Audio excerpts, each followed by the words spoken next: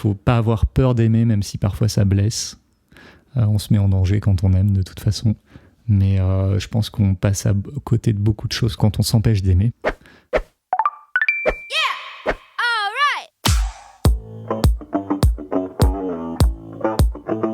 Bonjour et bienvenue dans Swipe Stories, le podcast qui interroge les relations amoureuses au temps des applications et des sites de rencontres. Je m'appelle Héloïse, j'ai bientôt 30 ans, j'habite à Paris et moi aussi je m'interroge sur les relations amoureuses.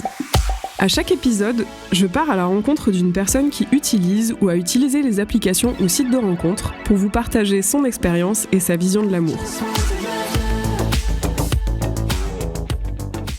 Merci beaucoup Fred. Avec plaisir.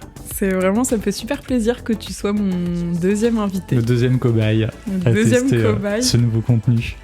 L'amour, comme dirait Nekfeu dans une de ses chansons, est devenu consommation rapide. C'est pas faux. Est-ce que l'amour est devenu consommation rapide ? C'est ta première question ? On le verra juste après. Ok, teasing. Mais avant tout, du coup déjà, ouais. Je l'ai déjà fait, mais vraiment, merci beaucoup de m'accueillir chez toi. Je suis trop contente d'être là. Avec plaisir. En plus, tu vois, on profite un peu du studio d'enregistrement. On est dans des conditions trop bien. J'ai un café qui sent super bon. Un latte au lait de soja vanille. Est-ce qu'on peut être plus bobo que ça, franchement ? Non, c'est mais parfait. C'est vraiment parfait. Top. Le côté bobo a vraiment du bon. Je maintiens. Mais je l'assume. Et je voulais te demander, du coup, comme petite introduction de ce podcast, de te présenter comme tu le souhaites. Ok, je m'appelle Fred, du coup. J'ai 33 ans. Je suis musicien, auteur, compositeur, réalisateur et photographe. C'est un métier de passion, donc j'ai la chance de faire un métier qui me plaît beaucoup. Et ça me fait très très bizarre de me retrouver dans cette position-là, puisqu'avant, pendant 10 ans, j'étais animateur radio. Et du coup, là, c'est pas moi qui vais poser les questions, donc c'est un peu inversé, mais je me prête avec plaisir à l'exercice. Et qu'est-ce que je peux te dire d'autre ? J'habite dans le 18e, voilà, on est ici à Montmartre, dans mon appart. Tu as 2 lapins également, est-ce qu'on a le droit de le dire ? Thomas, bien sûr. Jean-Marc et Thomas, que l'on salue. Et qui vivent en liberté dans mon appart. Qui sont trop mignons, qui sont adorables. Ils sont adorables, ouais. Eh ben, merci beaucoup. Alors, est-ce que je me représente ? Moi, je ne sais écoute, pas. Tu peux, je sais pas, en quelques mots. Attends, ce qu'on pourrait dire, c'est comment on s'est rencontrés, mais tu l'as peut-être prévu, cette question. Eh ben, c'est vrai, c'était un peu... je pense que c'est plus intéressant, parce que finalement, moi, les gens vont finir un peu par me connaître. 1. Voilà, avec l'épisode 1... Comment est-ce que tu dirais qu'on s'est rencontrés, toi ? Comment je dirais ça ? Je dirais que c'était improbable. Non, mais en fait, en gros, on s'est inscrits tous les deux sur la même application de rencontre. Et donc, c'était mon 3e date avec une appli de rencontre, le date avec toi. Et c'était très cool. Mais en fait, on s'est rendu compte que c'était hyper friendly et qu'on n'avait pas forcément envie d'une relation, mais que c'était la naissance d'une belle amitié. Donc voilà, moi, c'est comme ça que je décrirais cette rencontre. Eh ben, je décrirais pas mieux, franchement, c'est exactement ça. Et ouais, moi, c'était pour le coup, j'utilisais l'appli depuis déjà un moment, mais justement, j'avais jamais fait la démarche de me dire. Enfin, si, je l'avais fait pour le coup, tu vois, de pas forcément via une appli, mais de dire. Ok, on s'entend bien, mais du coup, tu vois, je savais pas trop comment ça allait être pris. Est-ce qu'on peut switcher, se revoir après, alors qu'on est déjà un peu formaté dans un truc de... Exactement. On se rencontre sur la base d'une relation potentielle. Mais c'est bien qu'on ait réussi à switcher. À switcher, carrément. Ouais. Et franchement, j'en suis super contente parce que, en plus, il se trouve qu'on a plein de centres d'intérêt en commun. Bah ouais. Et je pense que c'était ça aussi les facteurs qui ont fait que le switch a été assez facile. Et qu'on était sur la même longueur d'onde aussi, parce que c'est pas toujours évident. Ouais, exactement. Je voulais te demander, depuis quand tu as commencé à utiliser les applications ? De façon générale, les applications de rencontre. Ou site de rencontre. Ou site de rencontre, voilà, parce que c'est vrai qu'on parlait un peu de... Bon, je pense qu'on peut les citer, mais dans le premier épisode, on a un peu parlé de... On parlait de Bumble, Tinder... moi, je savais même pas qu'il y avait d'autres types d'applications qui existaient. Bon, il y avait Adopte un mec également, qui existe depuis un moment. Si on remonte un petit peu, t'as Mythic, t'as Attractive World, je crois. Je sais pas si ça existe encore. Tout à fait. Si, ça existe encore. Voilà, il y avait... bon, il en existe plusieurs. Moi, j'ai toujours rencontré mes ex par d'autres moyens. Et je me suis dit, j'ai jamais essayé les applis de rencontre, donc faut quand même tester. Donc j'ai installé ça il y a pas si longtemps, hein, c'est assez récent, peu de temps avant que je te rencontre en fait. Peut-être 2 semaines avant en fait. En 2 semaines j'ai fait 3 dates, dont le tien. Et ça s'est arrêté là. D'accord, ok. Parce que je me suis rendu compte... Enfin, moi, j'ai le sentiment que ça me correspond pas. D'accord.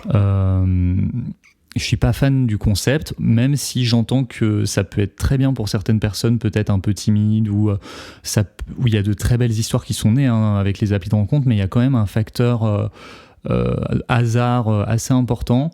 Et surtout... Bon, on va en reparler, je pense, en détail, mais il y a une histoire de feeling, de truc, de quand tu rencontres quelqu'un via une appli, tu te bases juste sur une photo.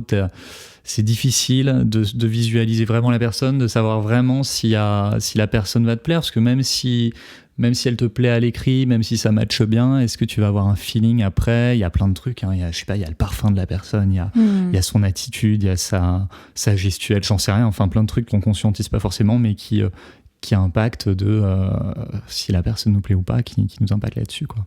Totalement, je suis tout à fait d'accord. Je voulais te demander du coup, donc tu as un petit peu répondu sur le fait que pour le moment tu as utilisé uniquement Bumble. Ouais. Est-ce qu'il y avait une raison particulière au fait de préférer celle-ci à d'autres ? J'aimais bien le concept un peu féministe en fait, du côté c'est les femmes qui doivent ouvrir la discussion, parce qu'en fait pourquoi je m'étais pas inscrit sur Tinder aussi par exemple, parce que j'avais vraiment l'image de ce truc où même les filles avec qui j'en parlais me disaient que c'était un peu chiant, que les mecs viennent te parler tout le temps, machin. J'avais pas envie de me retrouver dans... T'as un peu ce sentiment en tant que mec aujourd'hui, je trouve, d'être sur les applis dans une espèce de compétition, alors que les filles, elles ont énormément de demandes. Les mecs, pour pouvoir espérer, ne serait-ce que discuter avec une fille... Déjà, a priori, il faut payer sur l'application. Moi, sur Bumble, j'ai dû payer pour pouvoir voir qui avait matché avec moi, en fait. Ah ouais ? Ouais. Tu peux pas... Alors, je crois que tu peux ne pas payer, mais c'est un peu chiant. Ça veut dire que tu as un nombre de likes hyper limité. Tu peux pas voir qui t'a liké. En fait, pour vous résumer, ceux qui connaissent pas Bumble, en gros, donc pour matcher avec quelqu'un, tu likes la personne, tu swipes, comme sur les autres applis, je crois. Comme le nom de ce podcast, Swipe Stories, j'en profite pour faire. Exactement. Tu swipes si la fille ou la personne avec qui tu veux matcher swipe aussi. Si y a un like mutuel, il y a un match. Et à partir de là, tu ne peux pas écrire à la personne si la fille ne prend pas l'initiative de t'écrire. En gros, si elle n'ouvre pas la conversation, il se passe rien. Elle a 24 heures après le match pour t'écrire. Si les 24 heures passent... C'est vrai que maintenant, c'est 24 heures. Ouais. Voilà. Donc moi, de mon expérience, en gros, pour 5 matchs, il y a 1 à 2 filles qui t'écrivent. Et sur ces filles qui t'écrivent, il y en a peut-être 1 sur 5 avec qui tu vas faire un date, tu vois. Donc il faut quand même matcher pas mal avant d'espérer faire une rencontre, et puis ensuite quand tu fais la rencontre, t'as encore une chance sur je sais pas combien que la fille te plaise, quoi, tu vois. Même si t'arrives avant, après t'as d'autres, c'est vrai qu'avant tu as la possibilité, si tu le souhaites, de faire d'échanger par vocal. J'ai pas essayé pour le coup, mais c'est vrai que la voix c'est un truc quand même important dans une rencontre.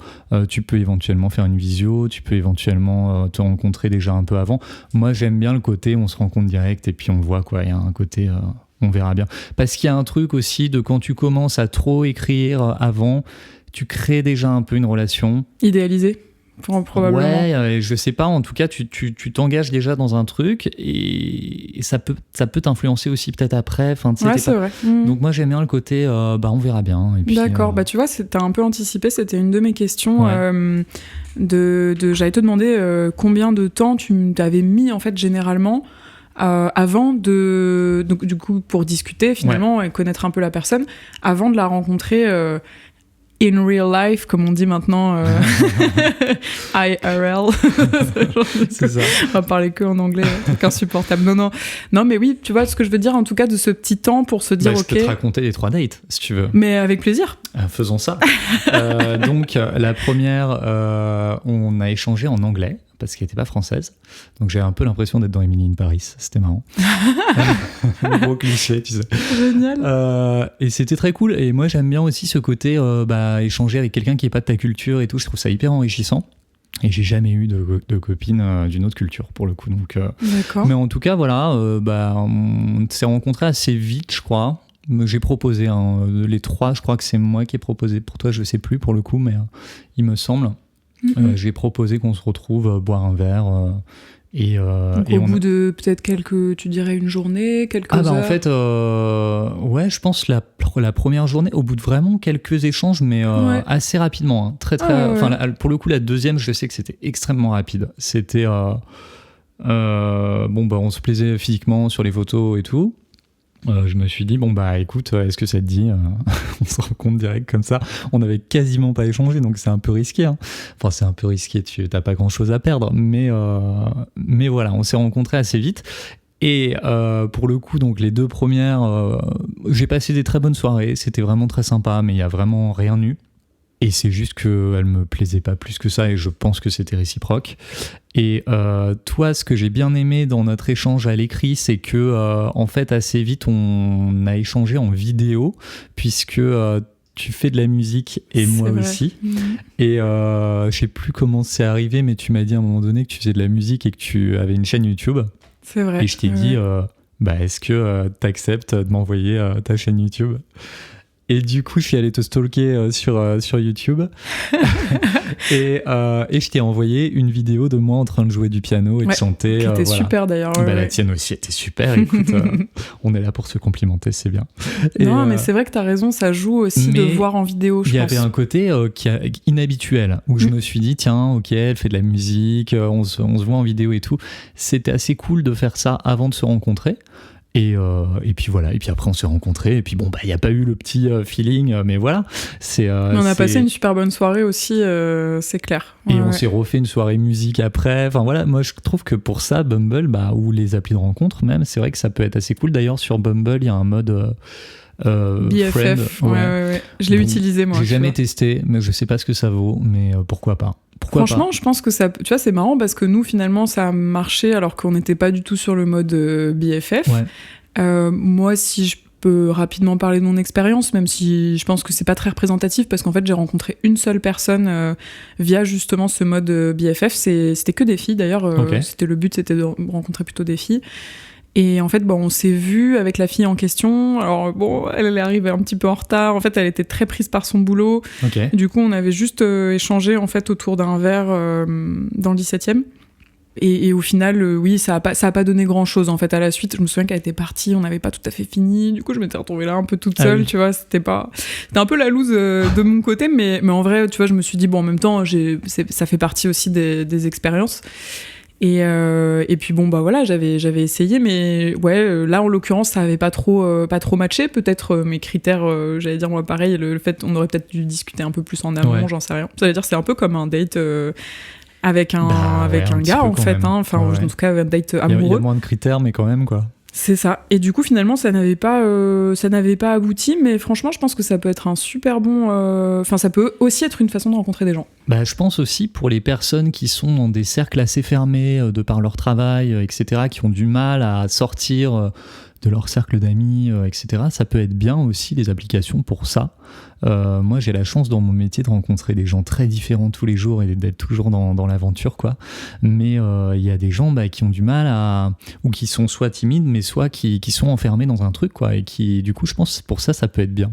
Totalement. Ça peut être un gros plus. Totalement, et c'est vrai que tu as répondu aussi un peu à cette interrogation que j'avais, mais je pense que le bon côté des applis, c'est le fait que pour des personnes qui justement n'ont pas tellement l'occasion de rencontrer dans leur cercle ou qui justement, tu vois, ont beau avoir des relations sociales mais n'ont pas rencontré la bonne personne via ou voilà, ou tu vois, ne souhaitent pas mélanger, j'allais dire, amour et tu vois et travail.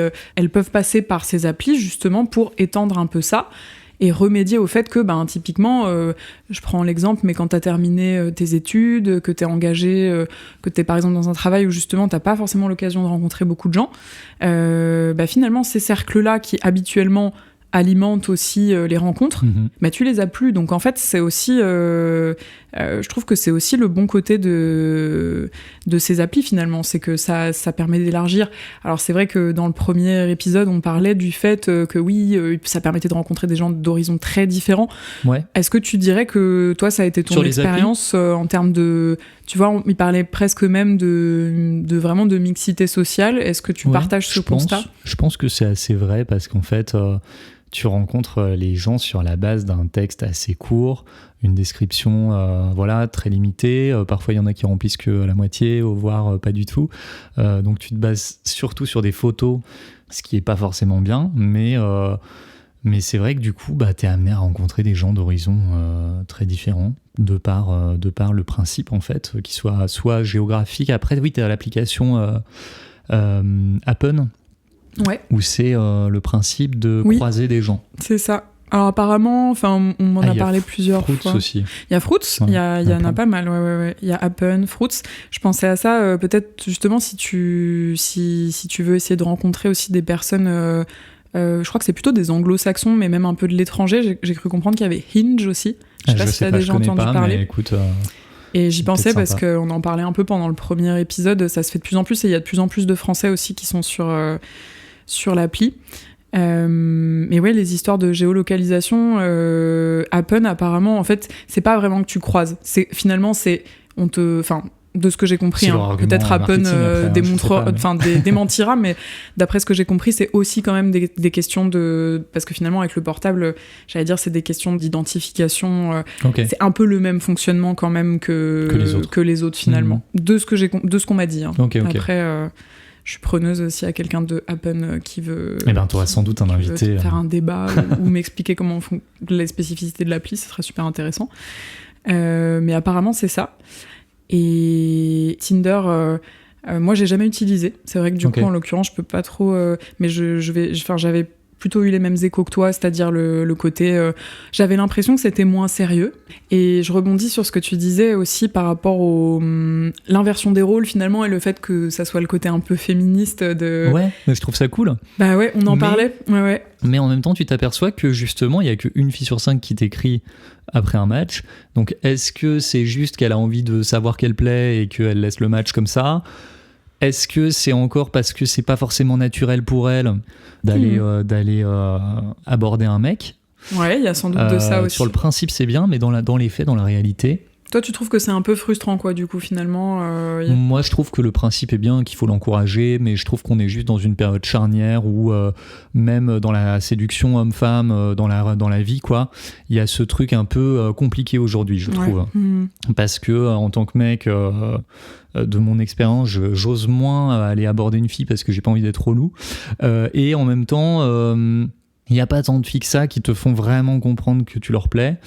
Donc il y en a, voilà, et c'est très cool, mais on est dans ce truc un peu où il faut y aller subtilement, quoi, je pense. Totalement d'accord, tu vois, c'était exactement ce dont on parlait aussi dans le premier épisode.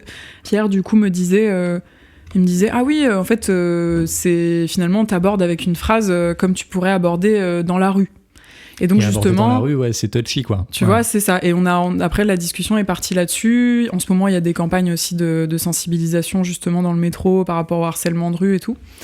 Et donc, oui, moi, je lui demandais, en fait, est-ce que tu crois que c'est encore possible d'aborder dans la rue toi, est-ce que c'est quelque chose que tu... Je pense que c'est une question de feeling. Je pense que s'il y a un jeu de regard avec quelqu'un dans la rue, oui. Je pense que c'est plus simple dans un contexte, C'est-à-dire même un lieu public, mais un peu plus clos que la rue, tu vois. Un truc, je sais pas, je dis n'importe quoi, un musée, un espace, en fait, où tu te sens déjà dans quelque chose. Parce que la rue, c'est vrai qu'il y a un côté, les gens, ils aiment pas trop se faire aborder. Moi, pour avoir fait énormément de micro-trottoirs, je suis assez bien placé pour le savoir. Et c'est vrai que il y a des façons d'aborder des inconnus. Et si tu y vas avec le sourire, que tu es bienveillant et que tu manques de respect à personne, bon, bah, en général, ça se passe bien. Mais globalement, les gens, ils ont pas envie. Enfin, je parle surtout de Paris. Bon, il y a des clichés, hein, mais... c'est vrai qu'à Paris, quand tu marches dans la rue, tu te fais aborder. En tant que mec, déjà, tu te fais beaucoup aborder. Alors, en tant que fille, c'est encore pire. Donc, je pense que les filles, elles sont blasées de ça. Et du coup, forcément, moi, ça me freine, tu vois. Après, si je sens qu'il y a un truc qui peut se passer, je serais frustré, je pense, de passer à côté d'une opportunité s'il y a l'impression d'avoir un truc des deux côtés. Je pense que je tenterai quelque chose, mais c'est pas évident, quoi. Ouais. Je te rejoins, c'est un peu touchy. Et tu vois, par exemple, sur l'application, je reviens à ce point-là, mais les filles parfois n'osent pas. Enfin, alors il y a le fait de, oui, comme tu dis, est-ce que c'est parce que parfois elles cherchent juste un peu d'ego boost, tu vois, de mais matcher. Mais ça dans la vie aussi, hein. Dans la vie, t'as plein de filles qui donnent l'impression qu'il peut se passer un truc, mais en fait elles veulent juste savoir qu'elles plaisent. C'est vrai. Et je dis des filles, mais des mecs aussi, hein. Enfin voilà, ça va dans les deux sens, hein. Donc ça, c'est les jeux de séduction, et parfois c'est un peu chiant, mais c'est comme ça. Moi, je m'interroge aussi sur... parce qu'effectivement, il y a ce côté-là, peut-être que c'est moins naturel. Moi, en tout cas, à titre personnel, là pareil, je parle que pour moi, je sais que c'était pas justement le fait d'avoir cette position d'aborder. C'est à la fois confortable, parce que c'était aussi pour ça justement que je m'étais orientée plus vers ce type d'appli, par rapport à des applis où t'étais un peu sursollicité. Là, tu peux filtrer, en fait, voilà. tout de suite. Donc c'est vrai que je dois avouer, c'était aussi pour ça que je m'étais orientée vers ça, donc je voyais le bon côté. Mais de l'autre, bien sûr, ça te met face au truc de ah ouais, ben en fait, t'es dans la position où c'est toi qui dois faire le premier pas. Ouais. Et c'est pas toujours évident, justement, d'être original, tu vois, de se dire t'as pas envie d'être trop lourd non plus, même si a priori les gens qui sont là, ils sont là aussi pour être abordés, donc tu vois. Oui, on est déjà dans un contexte de se rencontrer, mais je pense qu'aussi il y a un truc de codes qui sont ancrés en nous depuis toujours, enfin pour notre génération en tout cas, et pour les filles de notre génération, il y a un truc de ça peut être un peu pas naturel d'aller aborder un mec, quoi, alors qu'en fait l'idée ce serait d'être vraiment sur un pied d'égalité partout. On a tout à gagner, voilà. Je pense, à l'être. Mais je pense que ça va se faire dans les années futures, mais aujourd'hui c'est vrai que c'est pas naturel parce qu'il y a ça en toi, quoi. T'as été éduqué là-dedans, dans cet environnement-là, et il faut en sortir, il faut le déconstruire. Exactement. On en revient toujours à ce mot. Ah, on est totalement d'accord.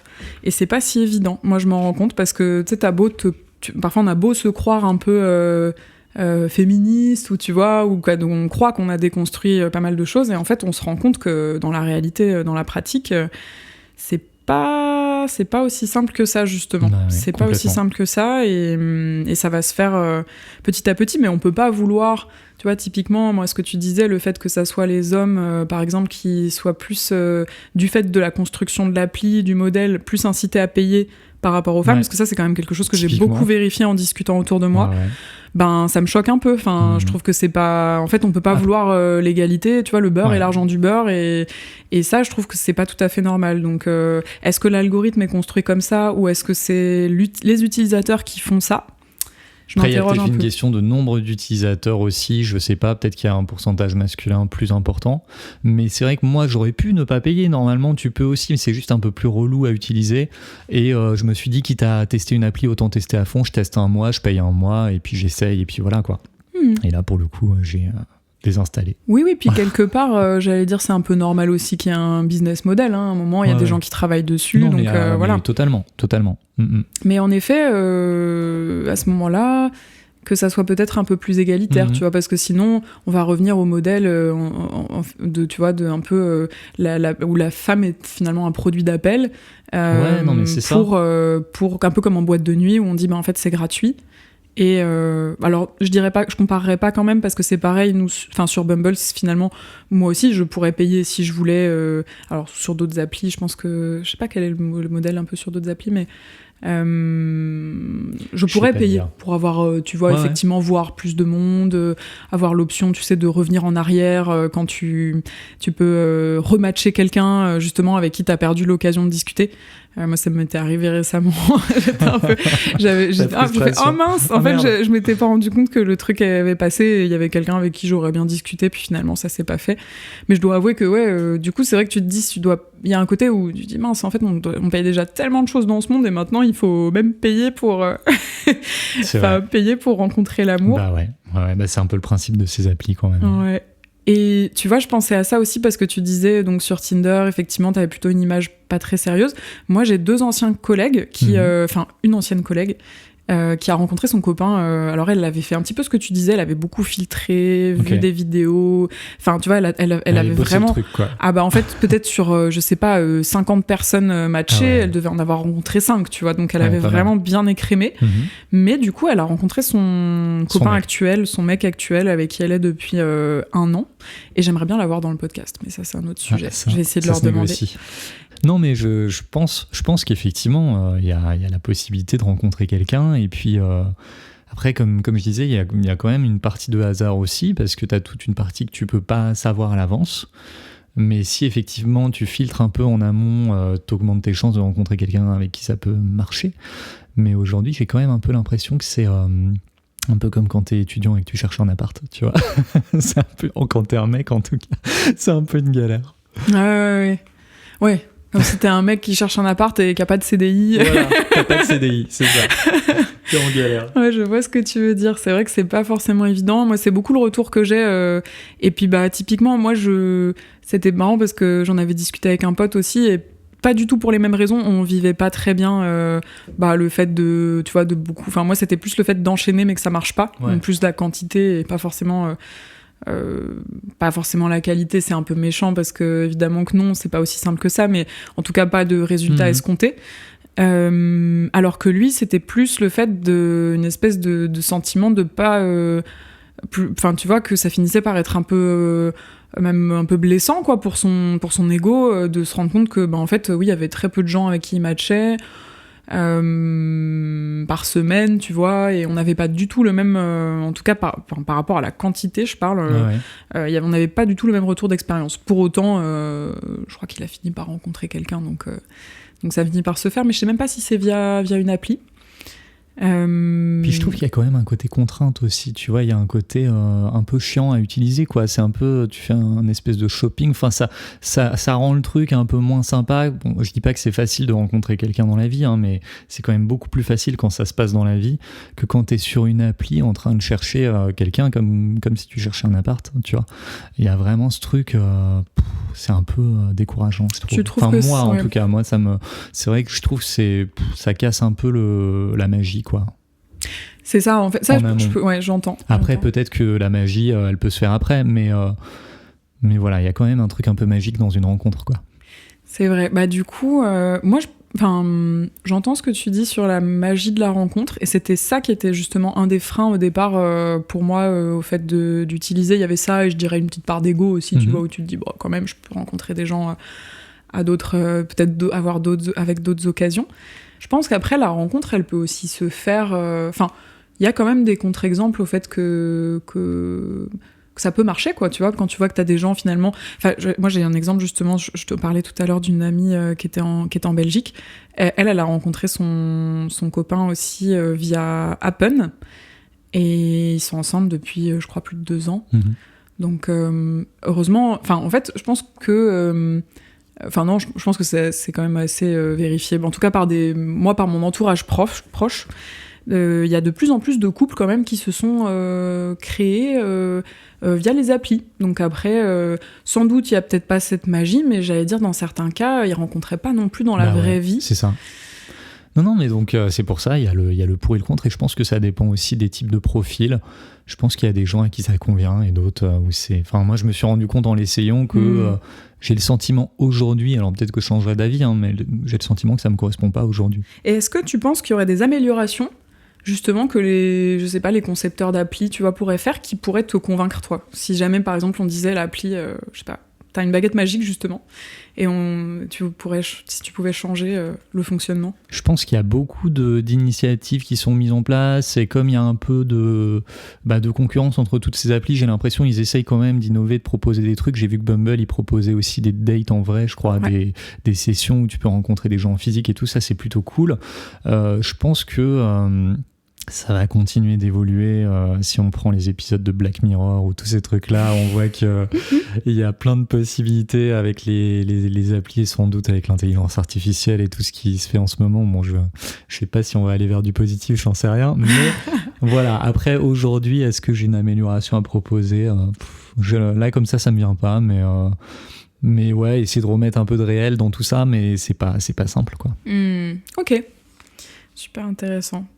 Est-ce que tu as, de façon générale, du coup je vais élargir la question, mais bon, c'est vrai que du coup c'est peut-être plus valable pour les applis, mais un peu des red flags, j'allais dire, quand tu rencontres quelqu'un. Des red flags. Écoute, ouais, non mais je vois. Des drapeaux rouges, des signes. Tout à fait, des signes où tu te dis c'est mort, no way. Je traduis parce que j'avais fait écouter le premier épisode à mes parents. Ah, et voilà, question de génération. Et alors, il y a des défenseurs farouches de la langue française. Ouais. Et donc, maintenant, je me dis, ok, je vais essayer de faire des petites traductions quand même, histoire de pas être déshérité. Du coup, franchement, il y a les grands principes de quand t'as 30 ans, de comment tu vois ton avenir. Donc, quand tu pars sur le principe d'une relation sérieuse avec une femme de ton âge, forcément, il y a la question des enfants qui se pose à cet âge-là. Moi, ça a été un motif de rupture de mon ancienne relation qui a duré 5 ans parce que j'étais pas prêt à avoir des enfants maintenant. Et elle voulait vraiment des enfants, c'était son objectif de vie, et j'avais pas envie de l'empêcher de vivre ça. Et on a pris la décision de se séparer pour ça. Aujourd'hui, elle a refait sa vie d'ailleurs, donc c'est cool. Mais voilà, c'était un peu bizarre parce qu'on s'aimait encore, et on s'est séparés pour cette raison-là. Donc aujourd'hui, quand je rencontre une femme sur une appli, il y a quand même cette question-là qui peut se poser, même si je vais toujours pas statuer sur est-ce que j'aurai des enfants un jour dans ma vie, j'en sais rien. Mais je pense que c'est quand même un truc que tu essaies de clarifier tôt, quoi. Est-ce que c'est vraiment c'est un truc que tu vois dans un second temps, mais bon, c'est vrai qu'il y a aussi cette question là, puisque je l'aborde, des femmes qui ont, on va dire 35 ans et qui sont là juste pour rencontrer un mec, pour avoir des enfants. J'ai le sentiment qu'il y a un peu ça quand même, certains profils, quoi. D'accord. Après, tu l'as vu peut-être déjà écrit, j'allais dire, par exemple même dans la biographie Ouais, exactement. Ah exactement. Ouais, il y en a vraiment, c'est leur but, et t'as l'impression, limite, elles s'en foutent un peu de qui c'est, quoi. C'est un peu flippant, tu te dis, ok. Bon, non, mais bon, ça reste peut-être anecdotique, j'en sais rien, mais bon, il y a quand même cette pression un peu autour de cet âge-là. Oui, bien sûr. Cette question qui ne se pose pas avant et qui se pose plutôt autour de la trentaine. Tout à fait. Après, red flag, franchement, peut-être pas spécialement. Sur les photos, tu vois, ou sur les descriptions. Moi, ce qui est le plus important, c'est le feeling que j'ai avec la personne. C'est est-ce que ça va matcher, est-ce qu'on va échanger de façon sympa, est-ce qu'elle a l'air intéressante, est-ce qu'on s'entend bien, et puis après on verra, quoi. Et à l'inverse, est-ce qu'il y a quand même des critères, tu vois, que non, t'as l'air d'être assez ouvert, j'allais dire, de façon générale. Je suis assez ouvert. Qu'est-ce que t'entends, par exemple ? Justement, plutôt des critères que tu te dis, ça quand même, je recherche ça quand même en priorité chez une personne, mais pas forcément tant physiquement que d'un point de vue, justement, intellectuel, moral, tu vois, des qualités un petit peu que tu... Alors, je dirais pas que je recherche ça. Je pense que je suis ouvert dans le sens où je me dis, aujourd'hui en tout cas, je me dis, chaque rencontre est différente, chaque personne est différente, et chaque rencontre peut potentiellement t'amener à quelque chose que t'as pas imaginé. Donc je me laisse la possibilité de rencontrer des femmes très différentes, mais il y a quand même ce truc que j'ai remarqué, mais qui est très personnel. Je vais assez naturellement vers des femmes inaccessibles. Et qu'est-ce que t'entends par inaccessible ? Inaccessible, il y a une notion de challenge dans ma vie, dans tout, et j'ai besoin de ça dans ma relation de couple, en fait, qui est du challenge d'une façon ou d'une autre. Ouais, ok. Pour que ça tienne sur du long terme, en fait, parce que de mon expérience, j'ai eu 4 relations longues qui ont duré entre 3 et 5 ans, et qui se sont arrêtées principalement pour des raisons routinières, en tout cas les 3 premières. Et je pense que c'est lié à ça aussi. C'est difficile de sortir de la routine et de réussir à avoir un côté challengeant dans ton couple aussi, un côté où tu arrives à te renouveler, où tu arrives à... Totalement. Voilà, bon, après, non, mais c'est hyper intéressant parce que tu vois, c'était un peu, toi tu l'as pas vu, mais la discussion que j'ai eue lors du premier podcast, je disais à peu près mot pour mot ce que tu viens de dire, c'est-à-dire que, moi j'ai pas eu exactement la même expérience, mais c'est effectivement, je pense, l'inquiétude de beaucoup de gens dans les relations de couple, tu vois, de la routine, bien évidemment, parce qu'en fait, et je disais ça aussi, pas forcément, alors, je l'ai pas dit exactement dans les mêmes termes, mais c'est vrai que je pense qu'on est beaucoup à avoir un peu cette... c'est évidemment pas toujours très rationnel, parce que si ça se saurait, si notamment la partie relation amoureuse était toujours très rationnelle, mais souvent, moi je constatais aussi que j'étais attirée par des personnes... pas forcément inaccessible, mais en tout cas très différente, voire parfois à l'opposé de moi sur certains plans. Et ce qui faisait que, en fait, à long terme, ça rendait les choses... fatigantes. Même plus que fatigantes, en fait, c'est que c'était pas... pas viable, en fait, tout simplement, à long terme, pas équilibré. Ça pouvait être pour différentes raisons. Ça pouvait être, je sais pas, tu vois, par exemple, des opinions politiques totalement... en tout cas, assez... opposées, et surtout avec une personne qui est pas forcément très tolérante, justement... de celle des autres, en fait. Donc il y a forcément... Ça, c'est compliqué. Ouais, voilà. Et ça, ça m'est arrivé une fois. Après, il y avait une histoire... il y a eu une personne qui était végétarienne, par exemple, mais avec des très fortes convictions, et qui n'était pas forcément prêt, justement, à être avec quelqu'un qui ne l'était pas. Ah oui, d'accord. Ah, ça, c'est différent, parce qu'effectivement, tu peux l'être, tu peux l'incarner, tu peux vivre à fond tes convictions, mais après... Tu peux tolérer aussi les choix des autres. Ouais, c'est ça, et exactement. En fait, moi, je m'étais dit, en fait, tant que la personne tolère, et puis moi, j'étais pas totalement fermée, tu vois, au fait de potentiellement essayer. J'avais déjà essayé moi-même de réduire pas mal la viande, et j'ai toujours... d'ailleurs, je continue, même si, en fait, je crois que maintenant, je suis aussi arrivée au stade où...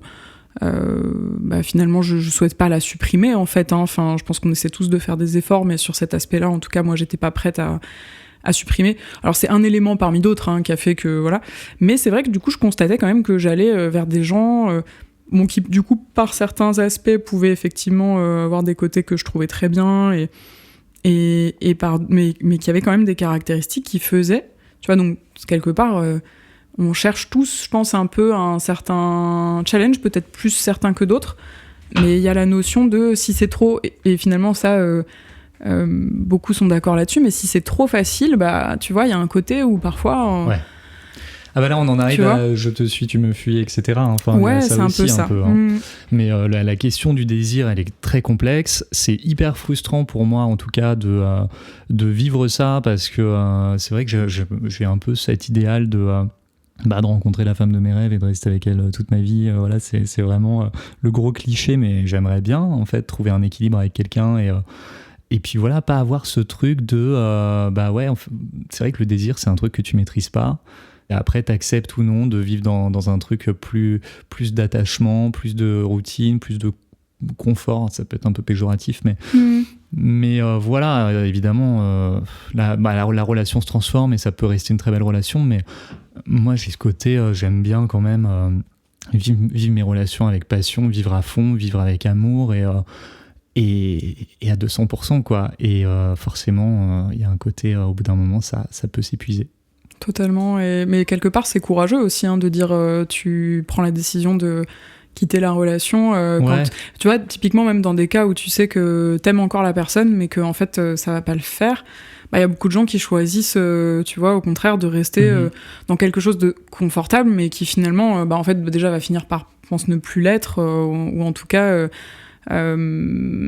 qui n'a plus en tout cas qui va pas apporter la même la même passion sans doute et le même qui va peut-être s'étioler, tu vois. C'est bien aussi de le voir et d'avoir le courage je pense de se dire ok, c'est pas grave, il y aura une période peut-être un peu plus dure où on va être tout seul, mais en fait ça peut aussi être l'occasion d'apprendre à se connaître Et voilà. Mais je trouve que du coup, c'est intéressant parce qu'on a beaucoup parlé effectivement donc là, des applications plutôt sous le sens relation amoureuse.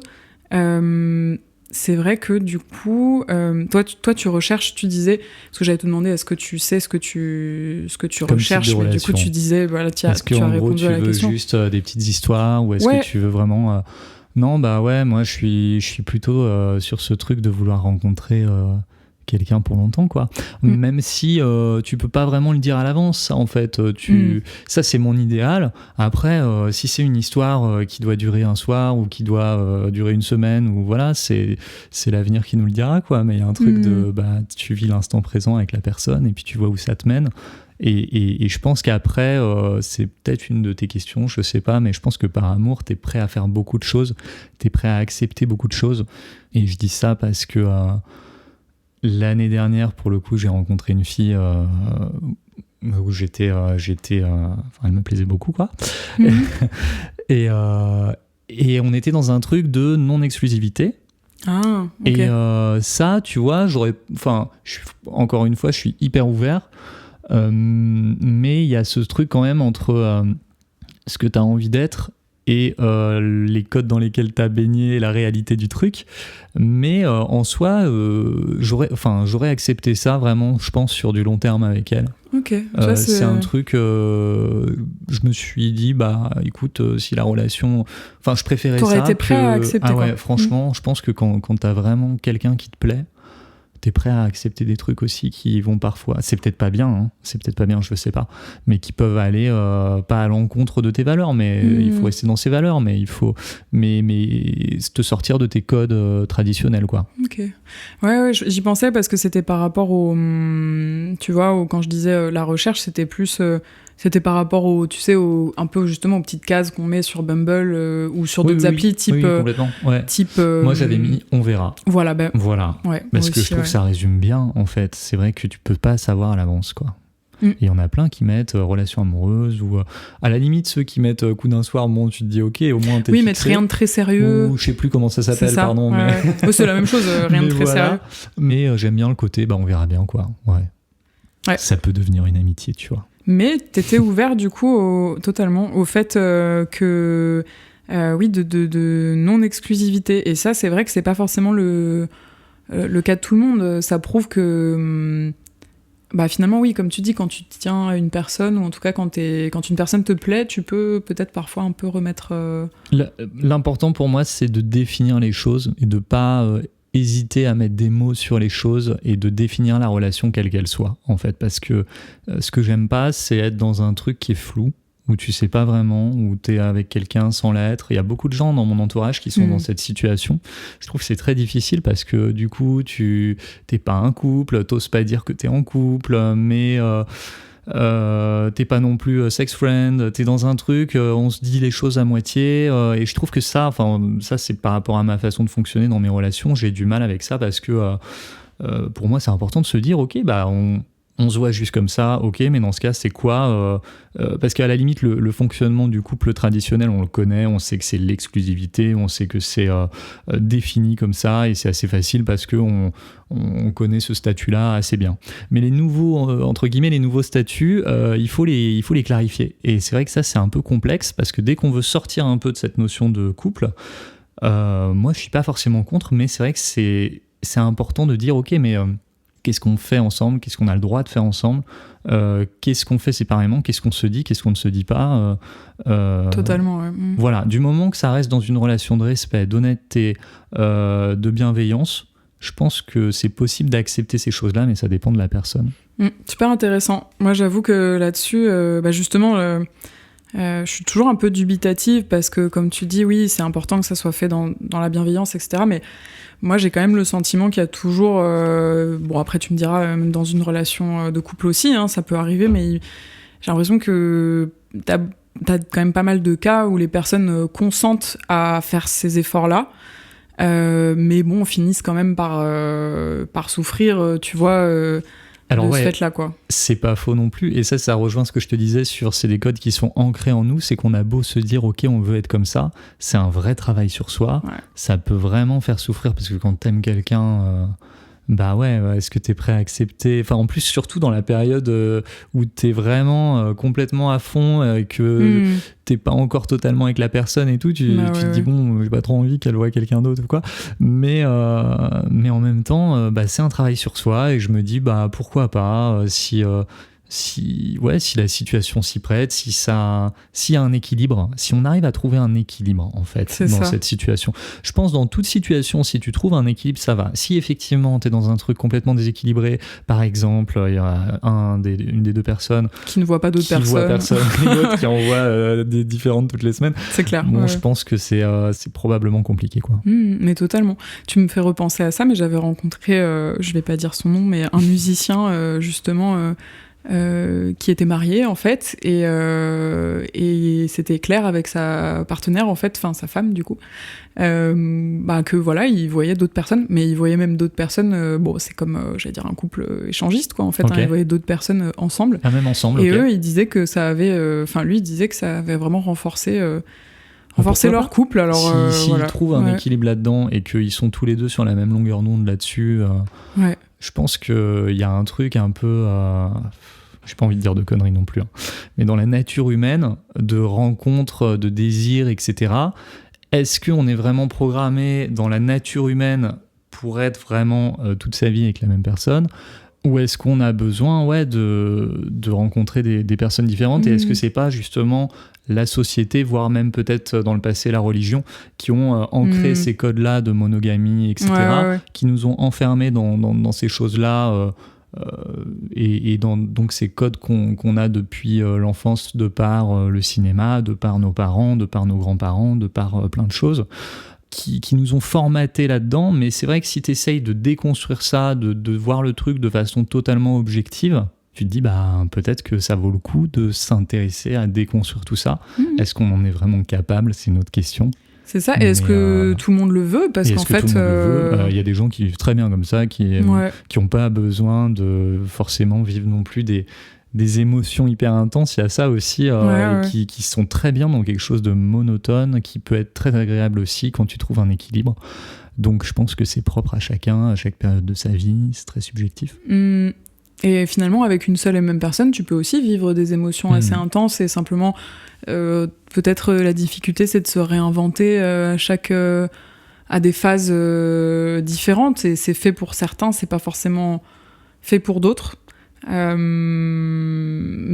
c'est vrai que pour moi, j'avoue que sur cette question-là, je n'ai pas de réponse encore. Je crois qu'il n'y a pas de réponse. Je pense qu'il n'y a pas de réponse. Il y a une réponse par personne, peut-être. Et encore même pas par personne, c'est quoi. Par période, peut-être. Il y a des gens qui vivent toute leur vie et qui sont, je pense, très heureux de vivre avec la même personne et qui font ce choix, en fait. Mais je dis ça aussi parce qu'il y a cette question qui est... il y a beaucoup de gens en ce moment qui remettent tout ça en question. Donc c'est vrai que c'est un peu au cœur de ce qu'on vit quand on rencontre aujourd'hui quelqu'un. Il y a ces questions-là qui se posent. C'est plus naturel de se dire on est automatiquement en couple. On est quand même dans ce questionnement au début on sait pas du tout quoi. Totalement. Mais comme tu dis, peut-être juste clarifier, en fait, communiquer, mettre des mots. Pour moi, la base, c'est la communication, hein, de toute façon. Hein, c'est, si on se parle, si on se dit les choses telles qu'elles sont... Oui, clairement. Et j'allais dire, au-delà de ça, c'est vrai qu'on en parlait un peu dans le premier épisode aussi, on parlait justement de relations... tu vois, de relations éphémères, ça peut être là du coup c'est vrai que c'est plus après il y a le côté est-ce que par exemple tu ne veux pas rester avec la même personne parce que tu as besoin physiquement de connaître d'autres personnes, ou est-ce que c'est un besoin juste j'allais dire intellectuel. Si c'est physique, je pense que le message quand même, que même si je trouve que c'est important de faire quand même au moins passer le message de juste se protéger quoi, en fait. Complètement, ouais. Moi c'est vrai que du coup quand on est sur les applications, comme tu dis, moi c'est vrai que j'ai plutôt mis on verra, et du coup j'ai eu à certains moments, ça m'est arrivé d'avoir des relations vraiment juste d'un soir en fait. J'ai été surprise de parfois sur certaines personnes de tomber sur des je suis désolée, mais je pense en l'occurrence des gars pas très respectueux quoi. Et en fait tu te dis que par exemple juste le fait de se protéger, c'est pas encore évident pour tout le monde en fait. Et ça, sur ça, bah ouais, enfin, du coup, je prends un peu le rôle moralisateur, mais t'as raison, tu vois, je trouve qu'en fait c'est aussi le risque il n'a pas disparu, donc en fait c'est aussi le prix à payer pour pouvoir profiter pour avoir la liberté et pouvoir être plus léger, en fait, tout simplement. Parce que c'est pas le tout d'être léger. On peut bien sûr décider de se dire qu'on a des relations, juste des relations éphémères, et ça peut être des périodes de vie pour tout un chacun.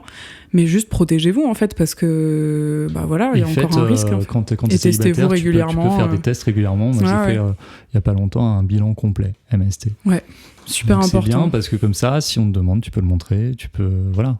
Bah totalement. Hein. Surtout dans le cas justement, par exemple, de relations. Non exclusive, bah ouais, enfin, je pense que c'est quand même moi justement typiquement. Alors ça, oui, du coup, bah, c'est un des facteurs, tu vois, qui fait que ouais, il y a sans doute un truc de la société, mais au-delà de ça, il y a aussi un facteur d'hygiène, en fait, tout simplement, et de se protéger, en fait, dans tous les sens. Dans tous les sens du terme. C'est pour ça que ces questions-là, dès qu'on sort un peu de cette notion de couple, bah il y a plein de questions qui se posent. Hein. Donc dont celle-là, dont tu vois, enfin voilà. Qui se posaient pas d'ailleurs, en fait finalement, enfin j'allais dire nos parents, ils ont eu toute une période d'insouciance où ils se posaient pas ces questions-là. Nous on est obligés de se les poser et bah malheureusement on a peut-être trouvé un vaccin contre le Covid, mais on n'a pas encore trouvé de vaccin contre le SIDA en fait. Hein, donc si on peut, ouais, je trouve ça toujours dramatique des gens qui, enfin tu vois, quand j'entends des jeunes qui voilà, pour une fois en fait, tu peux avoir ta vie qui est quand même bouleversée. Donc non, franchement, je pense que ça c'est important. Et du coup, ça me fait une petite transition, mais pas forcément que sur ce sujet-là.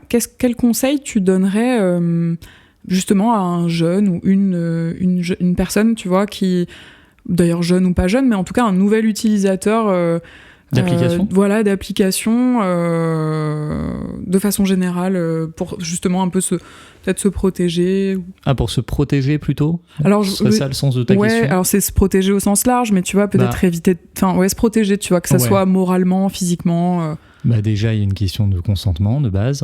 Ça paraît évident, mais apparemment, ça l'est pas encore tant que ça.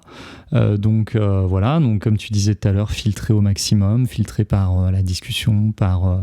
Enfin voilà, une fois que tu rentres en contact avec quelqu'un, tu discutes un peu, et puis après il y a une question aussi de tu le sens pas, et puis peut-être le lieu de rencontre, essayer de commencer par un lieu sécurisant, parce que tu sais pas en fait, même moi les dates que j'ai fait, c'était pas des profils forcément vérifiés. Alors Bumble, il y a une histoire de vérification, donc t'as un petit badge bleu pour dire que t'as bien vérifié ton profil, mais bon, c'est basé sur un truc un peu automatique, j'ai l'impression, donc je sais pas si c'est si fiable que ça. Tu sais, c'est un truc où en gros tu te prends en photo, tu dois lever la main, je crois. C'est un truc comme ça. Tu vois, je sais même pas si mon profil il est vérifié. Du coup. Aucune idée. Et forcément, comme sur toutes les applis, j'imagine, t'as des faux profils, t'as des gens qui se font passer pour d'autres gens, pour une raison ou pour une autre. Tu sais pas qui tu vas rencontrer. Donc déjà, je pense que la première chose, c'est une fois que t'as rencontré la personne, même si ça te paraît être quelqu'un de bien à l'écrit, essaie de la rencontrer dans un endroit sécurisant, peut-être un endroit public. Pour commencer, et puis après voilà, après c'est les mêmes conseils que dans la vie, quoi. Il faut suivre son intuition, et puis il faut être vigilant, et voilà, on va espérer tomber sur des gens bienveillants quand même. Ouais. Ok, super, merci beaucoup. Est-ce que je voulais te poser un peu la dernière question pour conclure. Est-ce que tu crois encore à l'amour ? Ah oui. Oui, l'amour, moi, c'est une de mes raisons de vivre, très, très sincèrement. Hein. C'est très, très gnangnan de dire ça, mais c'est hyper important. Pour moi, l'amour au sens large. Hein. L'amour, c'est un mot très, très large. Je pense qu'il ne faut pas avoir peur de l'employer, d'ailleurs. C'est le sentiment le plus beau, c'est le sentiment le plus fort. C'est quelque chose qu'il faut vivre à fond, et je pense que c'est quelque chose qu'il faut cultiver et qu'il ne faut pas se brider, il faut pas avoir peur d'aimer, même si parfois ça blesse. On se met en danger quand on aime de toute façon, mais je pense qu'on passe à côté de beaucoup de choses quand on s'empêche d'aimer.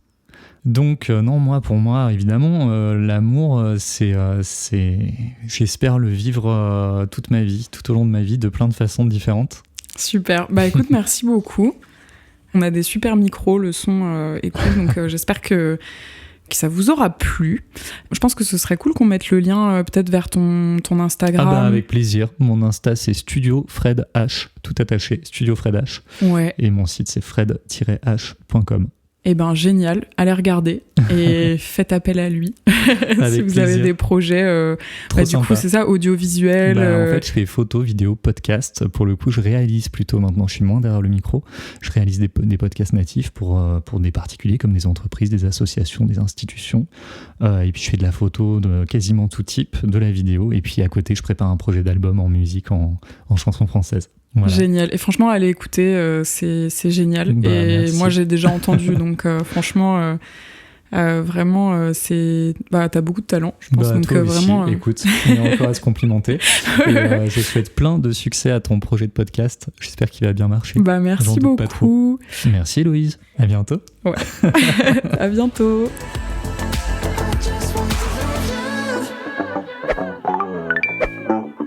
Et voilà, Swipe Stories, c'est fini pour aujourd'hui. Si cet épisode vous a plu, n'hésitez pas à le noter, laisser un petit commentaire ou le partager autour de vous. N'oubliez pas de vous abonner pour être notifié de chaque nouvel épisode et retrouver Swipe Stories sur Instagram et sur YouTube pour plus de contenu. Si vous connaissez une personne qui souhaite témoigner de son expérience ou si vous souhaitez vous-même participer au podcast, écrivez-moi à l'adresse swipe.stories.podcast@gmail.com. Merci pour votre écoute et à bientôt!